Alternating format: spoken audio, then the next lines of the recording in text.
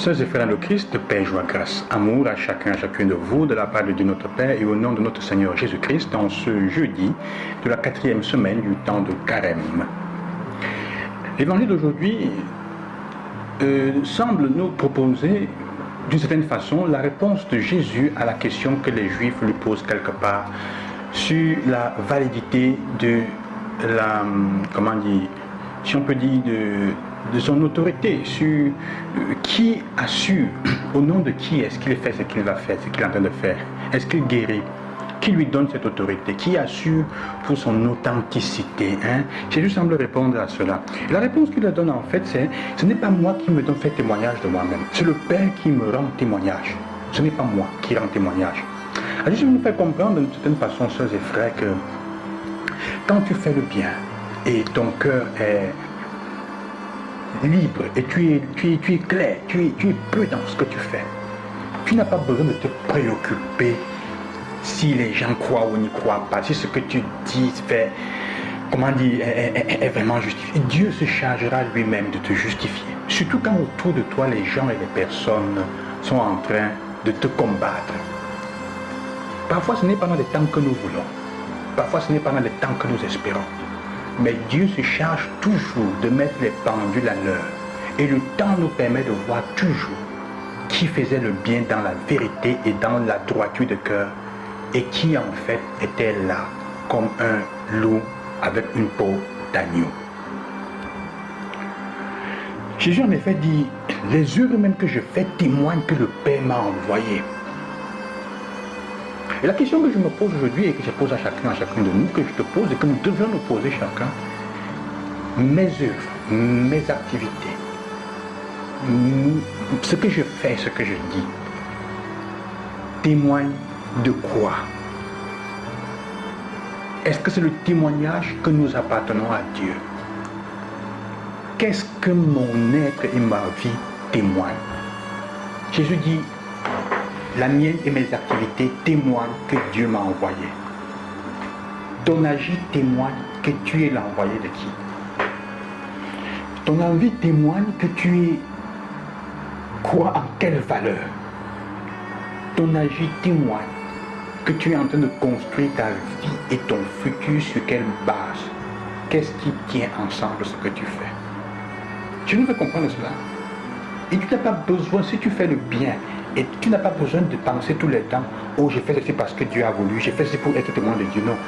Quand tu es plongé dans le Seigneur, quand dès le départ, dans la bonté de cœur et la pureté, la clarté, tu t'efforces d'agir, de vivre pour Dieu, il se chargera lui-même de témoigner aux yeux du monde entier de la bonté et de la profondeur de ce que tu fais est ancré dans l'amour de Dieu.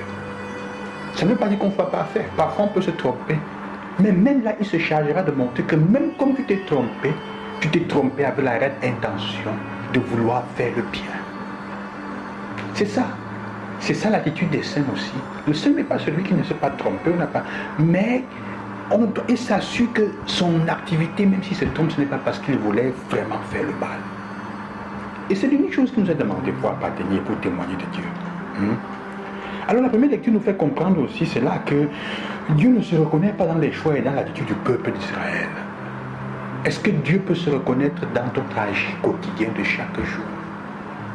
Est-ce qu'il peut se reconnaître au moins dans la motivation pour laquelle nous avons posé des actes, certaines choses, fait certains choix plutôt que d'autres?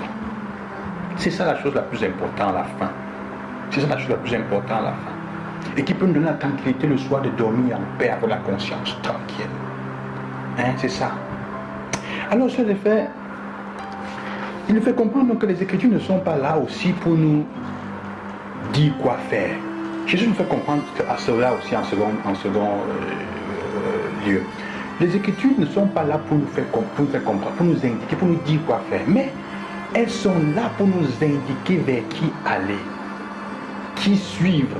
C'est pour ça que Jésus dit: les Écritures me rendent témoignage, mais vous ne voulez pas venir en moi pour avoir la vie. Elle me rend témoignage. Les Écritures sont là pour nous orienter, pour nous indiquer qui est-ce qu'il faut suivre. À la suite de qui est-ce qu'il faut s'accrocher, avec qui est-ce qu'il faut, comment dire, intégrer, attacher, lier sa vie. Alors quand dans la prière, quand la lecture des Écritures nous permet de nous accrocher, de nous attacher chaque jour un peu plus à Dieu, nos décisions instinctivement, même quand nous ne pensons pas trop, deviennent petit à petit conformes au choix de... Comment nous faisons des choix conformes chaque jour à la volonté de Dieu. Et lui-même se chargera de témoigner de la vérité, de la profondeur, de la génuité et de la bonté de ce que nous faisons. C'est pour ça que le pas à faire, sœurs et frères, c'est s'assurer que nous connaissons, qu'en écoutant les Écritures, nous nous orientons et nous nous attachons très bien, nous nous lions bien à Dieu. Alors c'est ça. Maintenant, est-ce que ta vie, tes choix témoignent automatiquement de ton désir et de ton choix d'être lié à Dieu, d'aimer les uns les autres? Si ce n'est pas toujours ça, ça te montre le pas que tu as fait encore pour être témoin de Dieu chaque jour. Les œuvres même que je fais témoignent que le Père m'a envoyé. Qui t'a envoyé? De qui es-tu l'envoyé en ce moment? De ton ventre? De Satan? De ta secte?